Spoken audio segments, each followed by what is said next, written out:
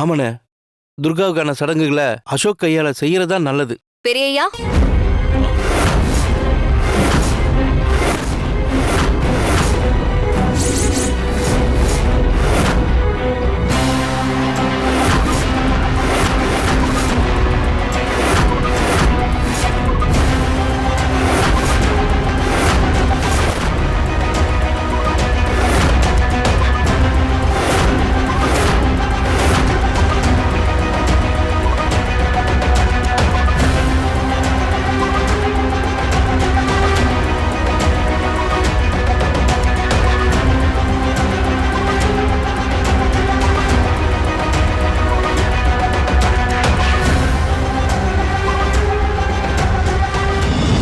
என்ன எல்லாரும் அப்படி பாக்குறீங்க?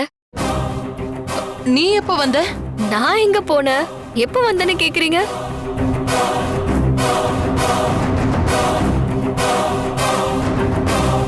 நைட்டு நீ எங்கேயோ வெளியில போன மாதிரி இருந்தது. ஓ, நேத்து நைட்டும் அப்படி கனவு கண்டீங்களா?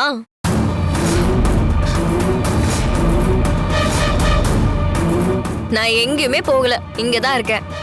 காலங்காத்தால இவகிட்ட போய் வாய் கொடுக்கறாங்களே, என்ன நடக்க போதோ?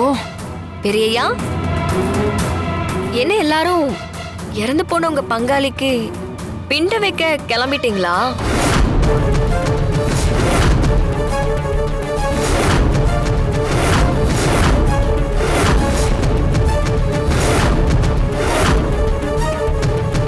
ஏய், நாங்க பிண்டம் வைக்க போறோம்னு உனக்கு எப்படி தெரியும்?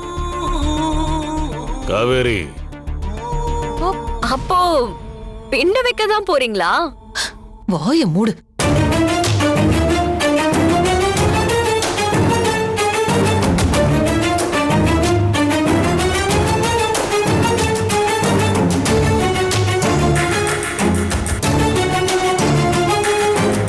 பெரியப்பா,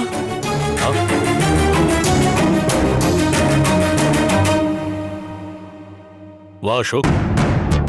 என்ன பெரியப்பா, எல்லாரும் எங்கேயோ வெளியில கிளம்பிட்டீங்க போல இருக்கு. ஆமா அசோக், எங்க கூட நீயும் தான் வர. நானுமா? எங்க போறோம்? கொஞ்ச நாளா நம்ம வீட்டுல ஏதேதோ பிரச்சனைங்க ஓடிட்டு இருக்கு. அத பத்தி நம்ம குடும்ப ஜோசியர்கிட்ட சொல்லி கேட்டேன். அவரு நம்ம பித்ருக்களுக்கு செய்ய வேண்டிய காரியத்தை பிண்டம் வச்சு செய்ய சொன்னாரு. வீட்டுல ஆம்பளை பிள்ளைங்க நீங்க செய்யறது நல்லதுன்னு சொன்னாரு. அதான் அர்ஜுனும் இருக்கான், நீயும் இருக்க. உடனே கிளம்பு, போலாம். என்ன பெரியப்பா, இந்த காலத்துல போய் பித்ரு தோஷம் பிண்டம்லாம் சொல்லிக்கிட்டு இருக்கீங்க?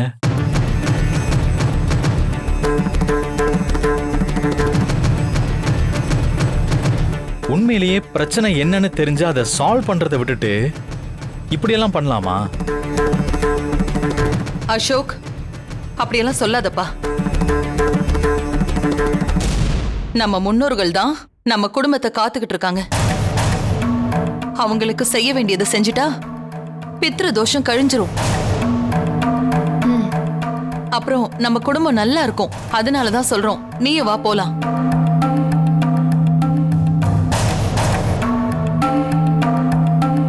ஆமா சின்னையா, நம்ம முன்னோர்களை மதிக்கலனா அவங்க நம்மள வச்சு செஞ்சிருவாங்க.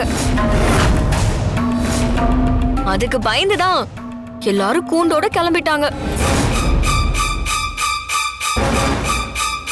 துர்கா, சாரி, டங்கு ஸ்லிப் ஆயிடுச்சு.